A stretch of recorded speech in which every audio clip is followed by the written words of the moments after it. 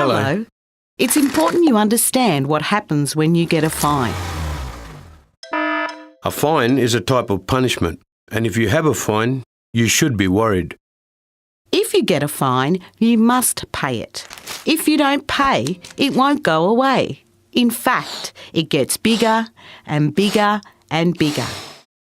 You could get a fine for speeding, drink driving, not wearing your seatbelt, or for each child in your car that are not wearing their seatbelts. You could get a fine from the police, the council, or a ranger. If you break a law, you must pay the money. The Fines Recovery Unit, or FRU, can help you to manage your fine. If you get a fine, just call the FRU. You may get more fines if you have to go to court.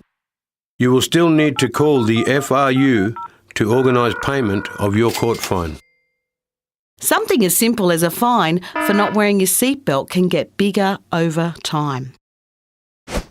Every time you get a reminder to pay, you will be charged more. The longer you wait, the more you will have to pay. One day you will find you owe a lot more money than you did to begin with. A simple seatbelt fine could cost you thousands or even more. And if you can't find a way to pay, you could lose your licence, your phone, your TV, or even your car. So if you get a fine, don't throw it away. You must pay it. Just call the FRU. So how can you pay your fine?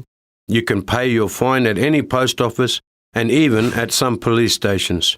You can also pay by phone. Call the FRU on 1800 111 530. Don't hang up until you speak to someone. If you need help making this call, ask someone at your local council office or the Centrelink remote servicing team. Remember, you can also pay by cheque or money order. If you don't have the money to pay your fine, just call the FRU. They will talk you through your options and help you find a way to pay. You don't have to pay all of your fine at once. You can pay it off bit by bit.